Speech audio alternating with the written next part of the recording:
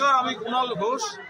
এই মুহূর্তে রয়েছি আমাদের উত্তর কলকাতায় 28 নম্বর ওয়ার্ডে সুকিয়া স্ট্রিট মোড়ের কাছে শ্যামা সুন্দরীর মন্দির বলে যে মন্দিরটি অতি সম্প্রতি সোশ্যাল মিডিয়ায় পরিচিত, সেই মন্দিরের সামনে।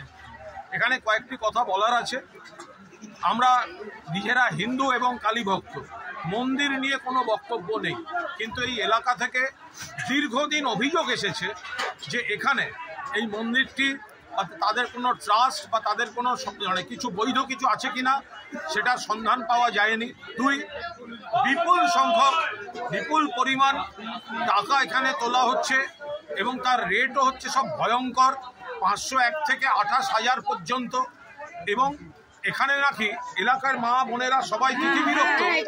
পুজো দিতে গেলে বলা হচ্ছে যে আপনার এই গয়নাটা মায়ের পছন্দ হয়েছে, আর রাত্রিরে পুরনো সোনা পছন্দ হচ্ছে।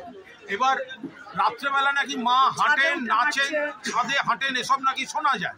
দক্ষিণেশ্বরের মা হাঁটলেন না, কালীঘাটের মা হাঁটলেন না, শ্যামা সুন্দরীতে এসে মা হাঁটছেন। 51 ফিটের সমান। এবার এটা নাকি 51 ফিটের সমান। আজকালকার ইউটিউবের জমানায় সব রটেছে, মানুষ ভক্তি বিশ্বাস তারা আসছেন এবং এখানটার যে চূড়ান্ত অরাজকতা তৈরি হয়েছে, এখানকার বাসিন্দারা পাগল হয়ে যাচ্ছেন।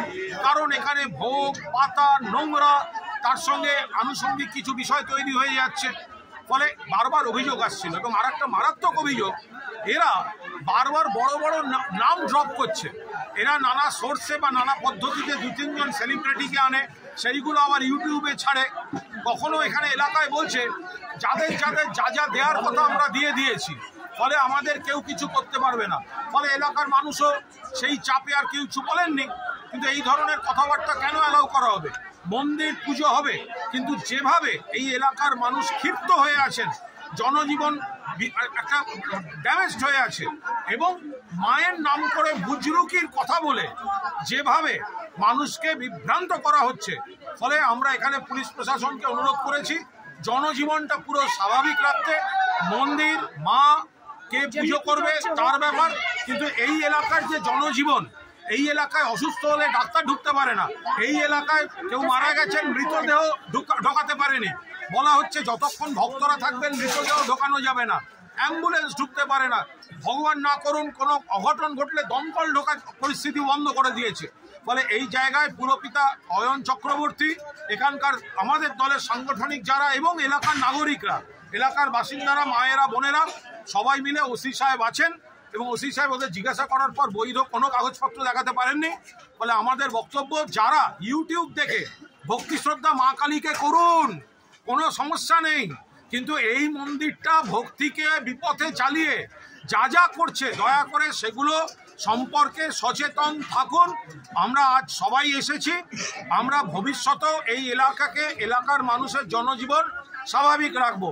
আমরা মা কালীর ভক্ত, আমরা হিন্দু, কিন্তু প্রথমে ভয় করছিল এই বিষয়ে ঢুকতে, কারণ আবার মন্দির নিয়ে কিছু বলতে যাবো, কে কি বলে বসবেন।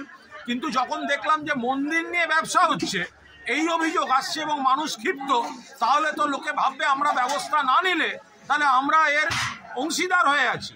ফলে যেটা নয় সেটা নয়, আমরা সেই কারণে আজ এসেছি। দয়া করে ভেবে দেখবেন, শ্যামা সুন্দরীর মন্দির, বিশ্বাস মা কালীর প্রতি থাকলে দক্ষিণেশ্বরে যান, কালীঘাটে যান, আরও অনেক জায়গায় মা কালীর মন্দির আছে, যান।